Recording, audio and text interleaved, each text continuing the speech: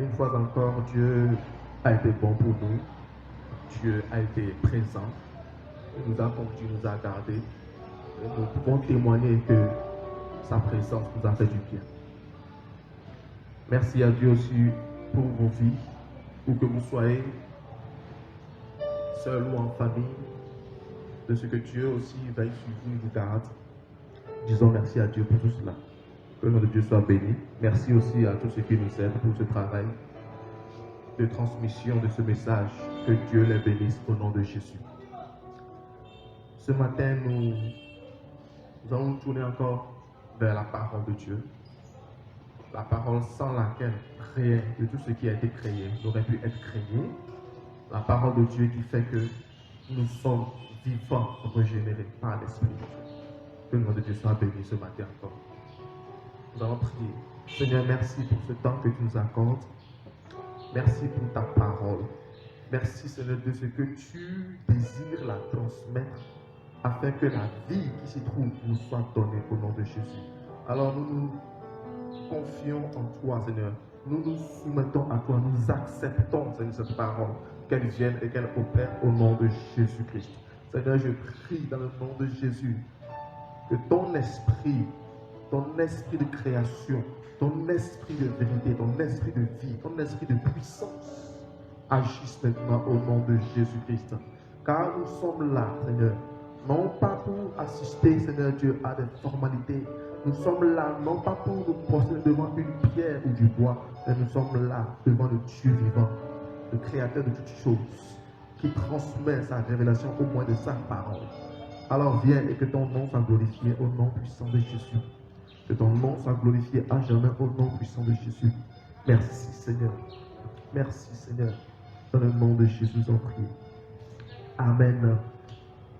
Alors ce matin, nous sommes là encore. C'est le pasteur Pascal Bilas Akwende de l'église AD de Logopé de Temple Salem. Ce matin, nous avons un message à cœur que nous voudrions vous transmettre. Et les temps que nous vivons, ces temps-ci, ils ne sont pas faciles. Ils sont difficiles, ils sont un défi à relever chaque jour. Et très souvent, lorsque de telles choses arrivent, l'ennemi qui est aux aguets pour faire tomber nos âmes, lui aussi, il envoie ses projectiles, il envoie ses tactiques afin de déstabiliser le peuple de Dieu. Mais une chose est certaine, lorsque le peuple de Dieu demeure ferme en son Dieu, la victoire est pour lui. Alléluia. Ce matin, nous aimerions une fois encore attirer notre attention, nous amener sur un sujet, sur un thème, nous faire revenir, nous rappeler quelque chose. Et ce que nous aimerions nous rappeler, nous le trouvons dans le livre de Deutéronome, le chapitre 30. Deutéronome, le chapitre 30, du verset 15 au verset 20. Deutéronome 30, verset 15 à 20. Là, il est écrit, « Vois, je mets aujourd'hui devant toi la vie et le bien, la mort et le mal. Car je te prescris aujourd'hui d'aimer l'Éternel ton Dieu, de marcher dans ses voies et d'observer ses commandements, ses lois et ses ordonnances, afin que tu vives et que tu multiplies et que l'Éternel ton Dieu te bénisse dans le pays dont tu vas entrer en possession. » Verset 17. « Mais si ton cœur se détourne et si tu n'obéis point, et si tu te laisses entraîner à te prosterner devant d'autres dieux et à les servir, je vous déclare aujourd'hui que vous périrez, que vous ne prolongerez point vos jours dans le pays dont vous allez entrer en possession après avoir passé le Jourdain. » Verset 19 dit, « J'en prends aujourd'hui à témoin contre vous le ciel et la terre. J'ai mis devant toi la vie et la mort, la bénédiction et la malédiction. Choisis la vie afin que tu vives, toi et ta postérité. » Le verset 22 dit, « Pour aimer l'Éternel ton Dieu, pour obéir à sa voix et pour t'attacher à lui. Car de cela dépend ta vie et la prolongation de tes jours. Et c'est ainsi que tu pourras demeurer dans le pays que l'Éternel a juré de donner à tes pères, Abraham, Isaac et Jacob. » Alléluia. Que le nom de Dieu soit béni pour cette parole. Le sujet que nous aimerions nous rappeler ce matin s'intitule « Le choix de la vie ». Le choix de la vie. Choisir la vie. Faire le bon choix qui est celui de la vie. Alléluia. Dans ce passage, l'homme de Dieu Moïse parlait à Israël, un peuple qui était nombreux, un peuple qui venait de passer 40 ans dans le désert déjà. Ils ont marché, ils ont fait des tours, ils ont sillonné beaucoup d'endroits et ça fait déjà un peu qu'ils étaient dans le désert. Ils étaient fatigués, il y avait beaucoup d'épreuves, il y a eu beaucoup de choses. Ils ont expérimenté la faim, ils ont expérimenté la soif, ils ont été en contact avec des dangereux serpents. Ils ont traversé beaucoup de choses dans le désert.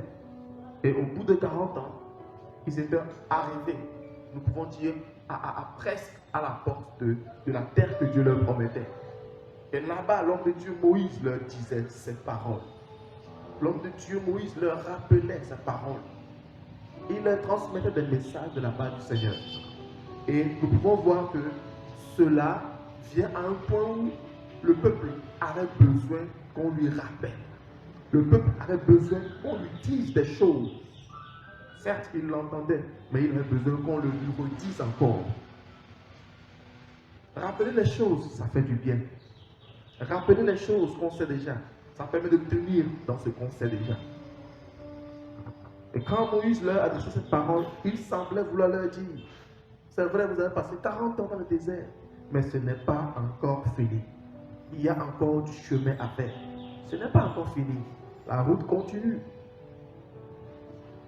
C'est sur ce passage que nous allons nous exhorter encore ce matin, dans la parole du Seigneur. Et quand nous voyons un peu ce que Moïse leur disait, Moïse leur mettait devant un défi.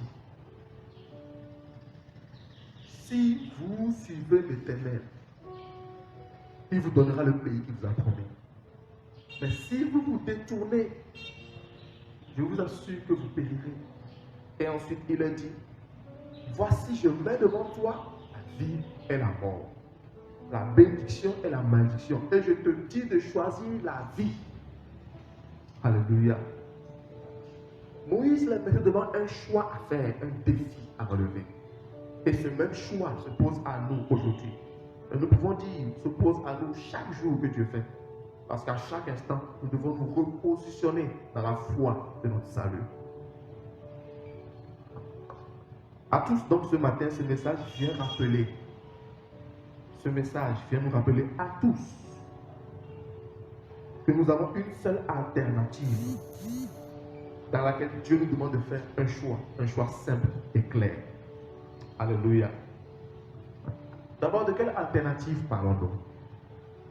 Lorsqu'on parle d'alternative, le dictionnaire le définit comme une situation dans laquelle il n'y a que deux parties. Il n'y a pas une troisième partie. Il n'y a que deux possibilités. Il n'y a que deux solutions possibles. Il n'y a que deux issues possibles. Ou c'est l'un, ou c'est l'autre. Il n'y a pas une troisième possibilité. C'est cela ce qu'on appelle une alternative.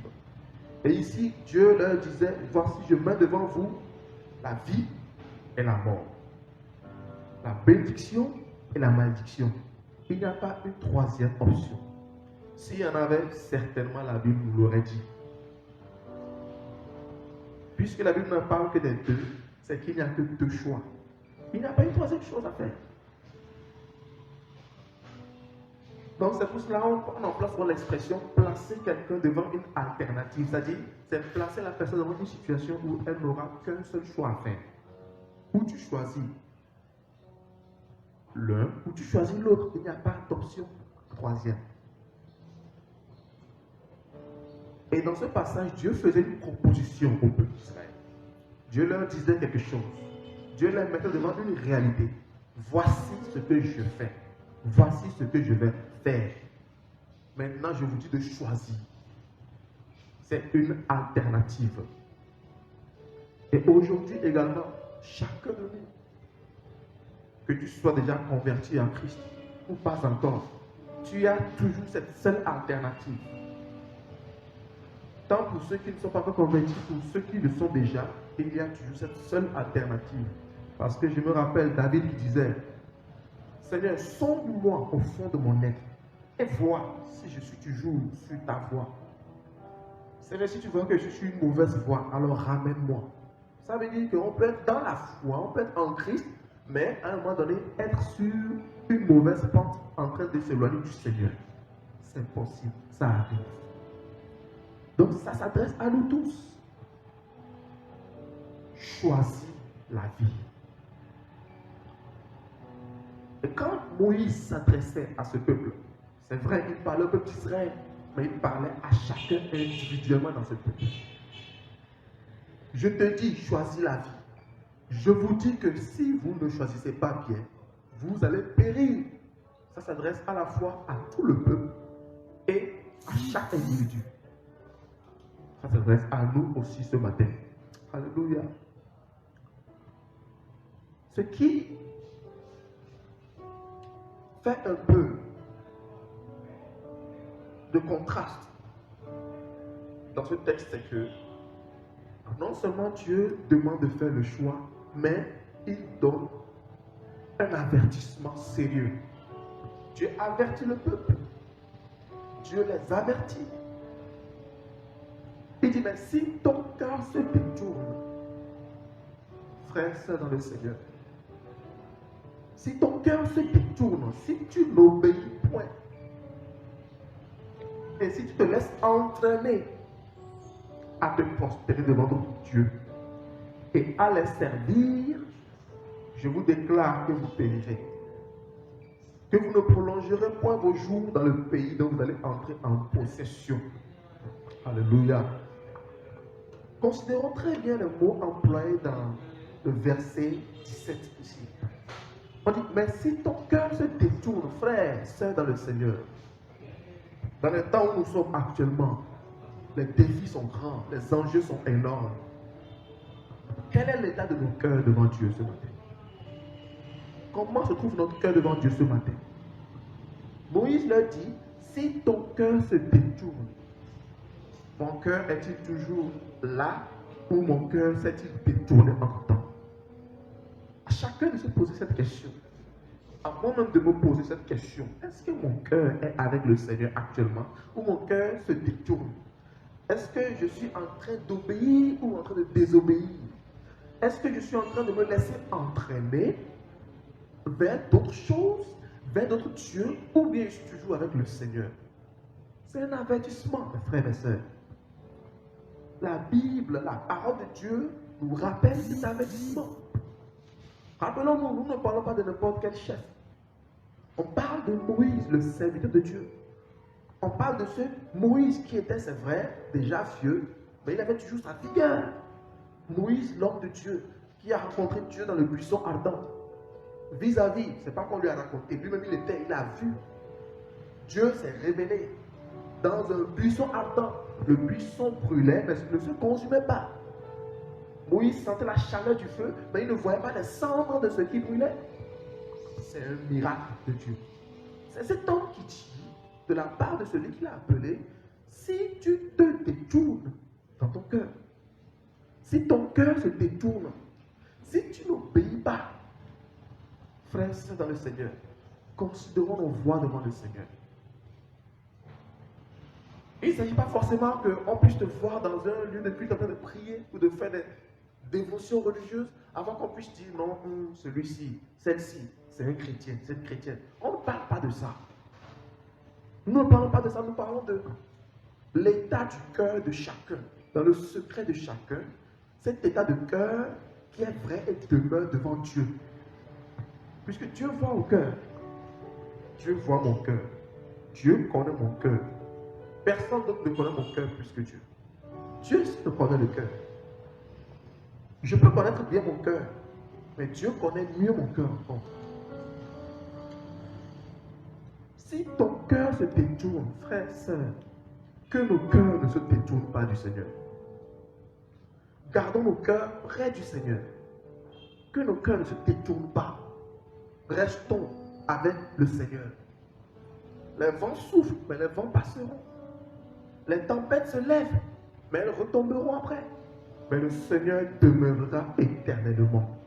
La Bible déclare, la terre et le ciel passeront, mais ma parole, jamais elle ne passera.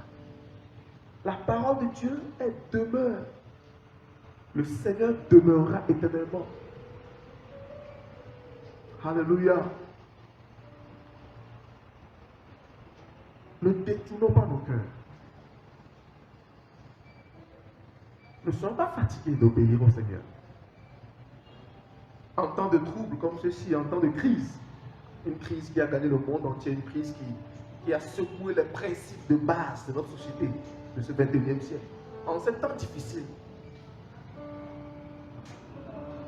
obéir à Dieu est un peu plus difficile encore. Obéir, c'est pas facile. Notre chair, au fond de nous, est comme cela. Enfin, il nous arrive de penser dans notre cœur. Qu'est-ce qui m'oblige à obéir maintenant? Pourquoi suis-je obligé d'obéir? C'est le cœur humain, c'est la chair. Mais Dieu nous appelle à l'obéissance. La parole de Dieu nous appelle à l'obéissance. Nous avons lu, nous avons entendu comment des hommes ont perdu l'héritage par leur désobéissance. Alors nous, que notre cœur ne se détourne pas. Obéissons, ne nous laissons pas entraîner. Paul disait aux Romains, je vous conjure, je vous rappelle urgemment de ne pas vous conformer à ce siècle présent. Ne cherchez pas à ressembler au siècle d'aujourd'hui. Ne cherchez pas à vous conformer au système dans lequel nous sommes. Ne cherchez pas à faire comme le monde. Ne cherchez pas à plaire au monde plus qu'à Dieu. Ne cherchez pas à servir les dieux de ce monde. L'idolâtrie qui règne dans le monde aujourd'hui, les gens penseraient que nous sommes en train d'aller jusqu'au niveau des sacrifices sanglants. Non, revenons à côté. La cupidité dans le cœur. La rébellion dans le cœur. L'égoïsme, on s'aime plus que quiconque. On s'aime plus que ce que Dieu nous demande de faire. On s'aime plus que... On s'aime. Par-dessus tout, on s'aime soi-même d'abord. Toutes ces choses détournent nos cœurs de Dieu. Toutes ces choses éloignent nos cœurs de Dieu. Et elles s'établissent dans nos cœurs comme des dieux. C'est ça l'idolâtrie. Or, ce que Dieu nous promet est encore devant, au-delà du Jourdain. Pour nous, aujourd'hui, le Jourdain, ça peut être notre mort physique. Lorsque nous mourrons sur la terre, nous parviendrons à la promesse que Dieu nous a faite. Parce que avant tout et après tout ce qu'on puisse connaître, n'oublions jamais que ce qui nous attend, la promesse ultime, c'est la vie éternelle. N'oublions jamais cela. Ce que Dieu nous promet lui-même, c'est la vie éternelle. Mais si nous nous laissons égarer par ces choses dans nos cœurs, si nous nous laissons emporter par les désirs charnels, l'immoralité sexuelle, l'immoralité dans les pensées, l'immoralité dans les paroles, l'inconduite, les querelles, l'hypocrisie. Si nous nous laissons emporter par ces choses, nous perdrons l'héritage que Dieu nous a promis. Et c'est ça que Dieu leur disait à frère Moïse. Vous périrez, c'est ce que Dieu voulait leur dire. Vous ne prolongerez pas vos jours dans le pays que je vous ai promis. Vous n'y entrerez même pas en possession. Que Dieu nous donne, mes frères et sœurs. Si le cœur d'une personne est emporté loin de Dieu, se tourne vers les idoles, qu'on nous aurait de mentionner, elle perdra ce que Dieu l'a promis. Si c'est ce qui m'arrivait, si je le fais, je perdrai ce que Dieu m'a promis. Ça s'adresse à nous tous. Ce matin, nous voudrions rappeler, quoi que ce soit qui prend la première place, la place que Dieu devrait avoir dans nos cœurs, est une idole. Et si nous nous laissons à cette idole, nous devenons idolâtres. Et tout idolâtre n'ira pas au ciel. C'est la vérité. Il faut que nous puissions dire la vérité parfois. C'est la vérité. Ne laissons pas nos cœurs s'emporter loin de Dieu. Dans nos cœurs, les choses qui supplantent Dieu, les choses qui font que Dieu descend. Et ces choses s'érigent en mettre dans nos cœurs, dans nos vies. Si nous faisons cela, nous perdrons le royaume des cieux. Nous perdrons le royaume. La Bible déclare Heureux l'homme qui craint l'Éternel, qui trouve un grand plaisir à ses commandements. Psaume 112, verset 1. Cet homme, il est heureux. Il craint l'Éternel. Il prend plaisir aux choses de Dieu. Ça veut dire qu'il voit les choses du monde, mais il s'en détourne parce qu'il veut les choses de Dieu. Dans ce monde aujourd'hui, malgré les choses qui arrivent, nous devons parvenir à cela. Ailleurs, la Bible dit encore, heureuse la nation dont l'Éternel est le Dieu. Psaume 33, 12. Heureuse la nation dont l'Éternel lui-même est le Dieu. Combien de nations aujourd'hui dans le monde ont Dieu pour eux-mêmes? C'est ça le malheur de nos pays. C'est cela le malheur de ce monde. Un monde qui cherche à écarter Dieu de ce système. On écarte Dieu de nos écoles. On écarte Dieu de nos systèmes de pensée. On écarte Dieu de nos philosophies. Et on veut être sage. C'est impossible. Frères, sœurs dans le Seigneur, rappelons-nous ceci. C'est Dieu qui a créé l'homme. Et tant que l'homme n'accepte pas son créateur, il ne pourra jamais être l'homme que Dieu a voulu qu'il soit. C'est impossible. Ce qu'il y a à faire maintenant, c'est quoi? C'est ce que nous verrons dans cette troisième partie. Dieu lance un appel à faire le bon choix. Dieu lance l'appel à faire le bon choix. Dieu dit donc, choisis la vie afin que tu vives, toi et ta postérité, pour aimer l'Éternel ton Dieu, pour obéir à sa voix et pour t'attacher à lui. Car de cela dépend ta vie et la prolongation de tes jours. Et c'est ainsi que tu pourras demeurer dans le pays que l'Éternel a juré de donner à tes pères, Abraham, Isaac et Jacob. C'est cela. Finalement, Moïse exhorte vivement Israël. Il les supplie, il les appelle instamment à faire un bon choix, à choisir la vie. Un bon choix, à choisir ce qui va les faire vivre, ce qui va faire que leurs jours seront prolongés. Il ne s'agit pas seulement d'entrer dans le pays, mais une fois dans le pays, il faut vivre longtemps dans le pays pour jouir du pays. Ce matin, la parole de Dieu nous rappelle ceci. Si nous voulons entrer dans le royaume des cieux, si nous voulons vivre les bienfaits que Dieu a préparés pour chacun de nous, choisissons la vie, choisissons le bien. Choisissons la vie. Dieu était en train de leur dire, voici, j'ai étalé tout devant toi, toutes les options. Je les ai étalées devant toi, je les ai déroulées devant toi. À toi de choisir. Je t'ai montré le bien et le mal. Mais je te conseille de choisir le bien. Parce que c'est en choisissant le bien que tu vivras. Dieu a tout étalé. Il a tout dit. Et Jésus-Christ, le Fils, la parole faite chair, est venu et a pleinement révélé la volonté de Dieu. Choisissons la vie. Que tu sois chrétien ou que tu ne sois pas encore converti, choisis la vie. Choisissons la vie. Dieu a tout étalé. Choisissons ce qui va nous faire vivre. Et cela consiste en deux choses. Aimer l'Éternel ton Dieu et le suivre fidèlement. Aimer Dieu. Nous connaissons cette parole. Tu aimeras l'Éternel ton Dieu de tout ton cœur, de toute ta force, de toute ta pensée. Et si nous aimons Dieu, cela ne se manifestera pas le fait que nous aimions aussi notre prochain comme nous-mêmes. La Bible n'a pas dit d'aimer notre prochain plus que nous-mêmes. Soyons réalistes, la Bible n'a pas dit cela. Mais la Bible dit d'aimer le prochain comme toi-même tu t'aimes. C'est en cela que nous verrons et saurons que vraiment nous aimons Dieu. Aimons Dieu et suivons-le fidèlement. Engageons-nous pour Dieu. Donnons-nous à Dieu lui-même, sans raccourci, sans déviation ni à gauche ni à droite, sans manigance, sans hypocrisie, sans mélange.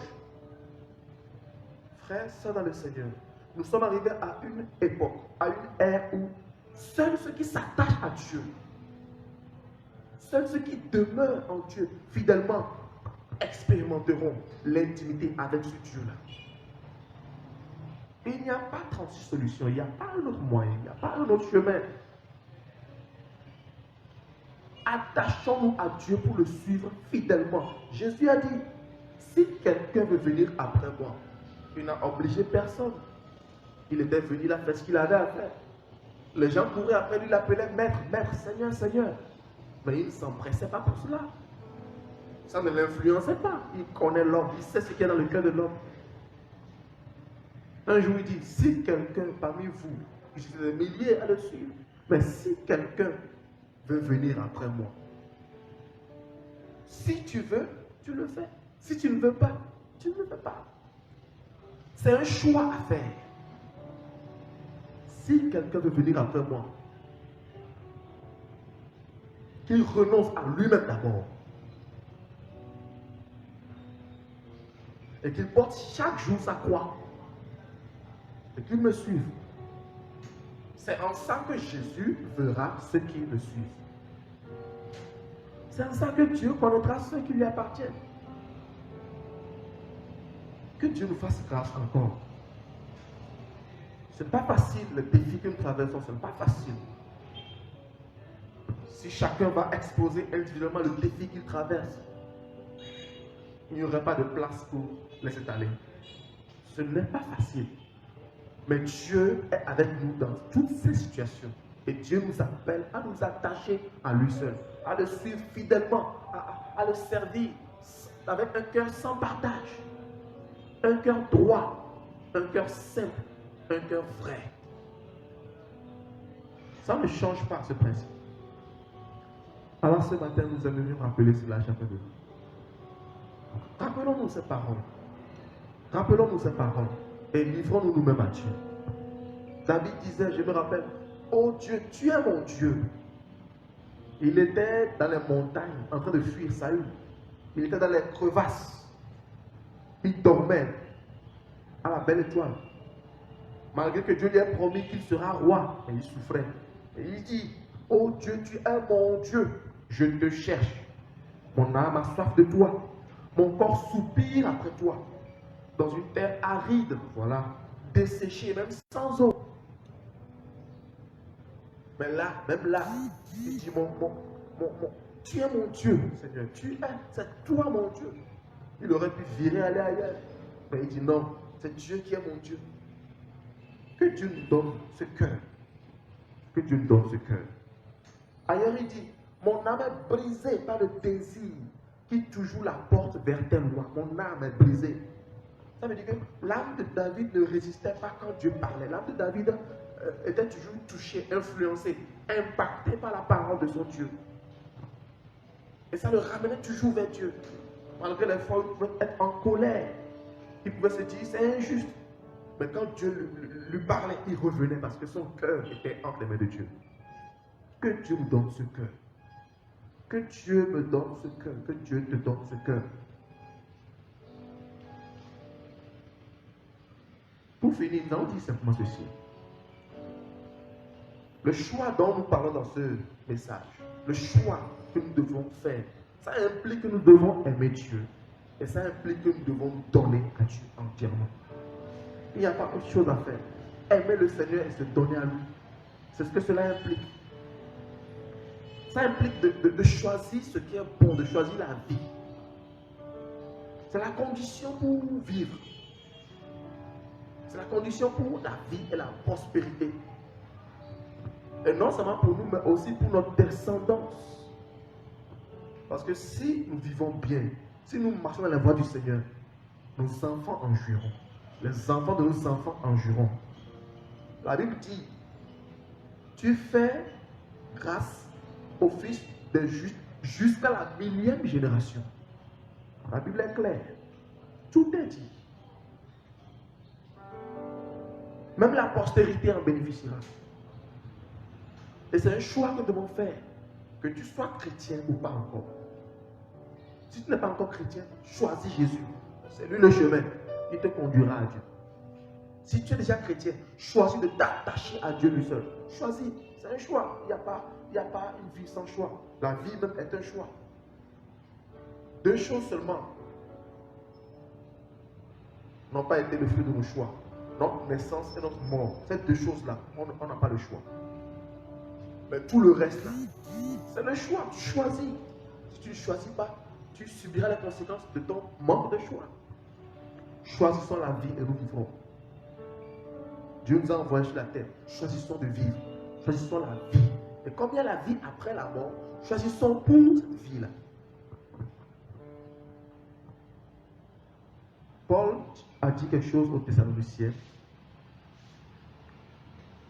Dans 1 Thessaloniciens, chapitre 4, le verset 1, il leur disait: au reste, frères, nous vous le demandons et nous vous y encourageons dans le Seigneur Jésus.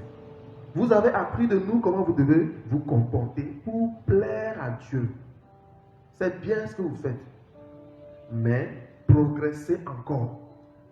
Paul le disait: vous avez appris, nous vous avons annoncé, vous avez vu notre vie, comment vous devez plaire à Dieu. Et vous le faites, c'est bien. Mais là où nous sommes arrivés là, continuons encore, continuez, progressez dans cela, progressons. Il faut continuer la marche.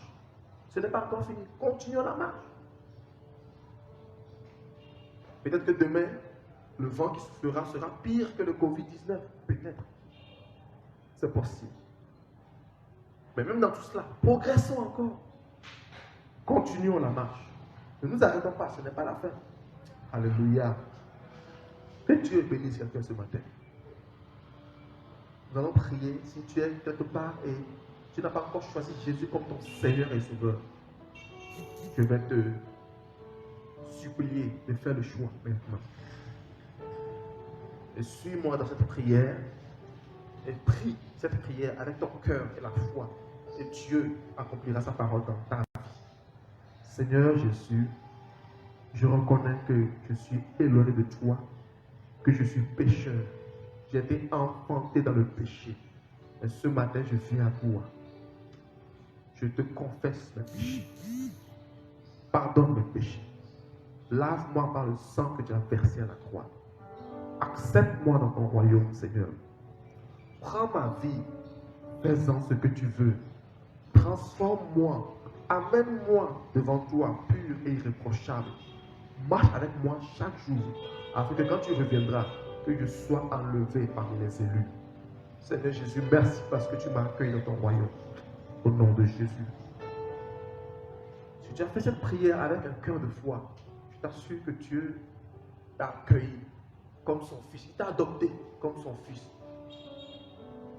C'est lui qui le fait. Ce n'est pas nous, c'est lui qui le fait. À présent, si toi tu es déjà chrétien, tu es déjà dans la foi et tu as remarqué que dans ta vie, avec la situation de ces derniers moments, vraiment tu as ballotté, tu as été ballotté, emporté. Nous allons prier pour vous. Ferme les yeux là où tu es, nous allons prier le Seigneur. Seigneur, au nom de Jésus, tu connais chacun. Tu connais chacun de ceux qui sont là. Tu connais, Seigneur Dieu, leur situation. Tu vois leur situation. Nous prions, te les confions. Je te demande, Seigneur, que tu étendes ta main. Que tu les affermisses au nom de Jésus-Christ. Rétablis-les, Seigneur. Restaure-les, Seigneur. Manifeste ta puissance en eux, dans le nom puissant de Jésus-Christ.